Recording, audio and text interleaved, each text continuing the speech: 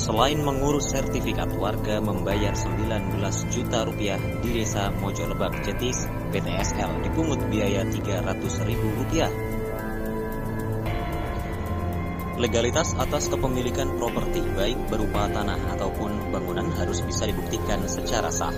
Maka dari itu setelah melakukan pembelian, agar jangan lupa membuat sertifikat. Bukan hanya memperjelas status hukum, cara membuat sertifikat tanah yang benar dapat membantu kita dari berbagai masalah sengketa di masa depan. Sebelum mengajukan permohonan pembuatan sertifikat, ada beberapa dokumen yang diperlukan sebagai syarat kelengkapan. Syarat dan cara pembuatan sertifikat tanah tersebut harus dilengkapi beberapa hal berikut. Fotokopi kartu tanda penduduk pemohon yang telah dilegalisir pejabat berwenang, fotokopi bukti pembayaran PBB tahun terakhir, fotokopi kartu keluarga dari pemohon, fotokopi NPWP, izin mendirikan bangunan, akta jual beli, pajak penghasilan, bukti pelunasan pembayaran bea perolehan hak atas tanah dan bangunan. Sementara itu, jika ingin menerapkan cara membuat sertifikat tanah bersifat girik, ada beberapa kelengkapan yang juga perlu disertakan, seperti letter C atau girik, surat riwayat tanah, surat pernyataan tidak sengketa. Ada 3 tahapan yang akan dilalui sebagai cara membuat sertifikat tanah, yaitu mendatangi kantor Badan Pertanahan Nasional atau BPN setempat, dan pemohon dapat mendatangi loket pelayanan dengan membawa dokumen yang telah disiapkan sebagai syarat membuat sertifikat tanah. Anda kemudian akan diminta untuk mengisi formulir dan melakukan pembayaran biaya pengukuran serta pemeriksaan tanah. Petugas BPN melakukan pengukuran tanah. Setelah permohonan diterima, petugas dari BPN akan melakukan proses pengukuran tanah. Anda sebagai pemohon pun harus hadir dalam proses ini.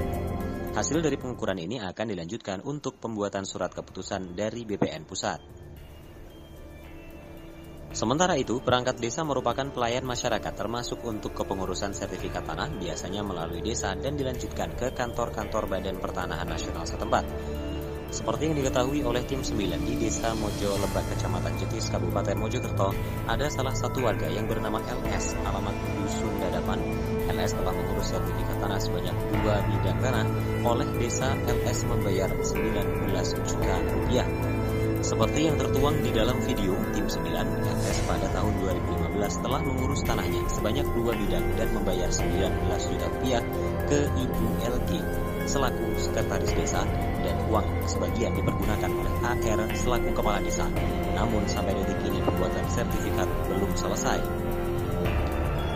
Lebih menjengkelkan lagi, di dalam video sertifikat tidak jadi namun uang tidak dikembalikan, dan LS oleh desa disuruh membayar lagi sebanyak 300.000 rupiah.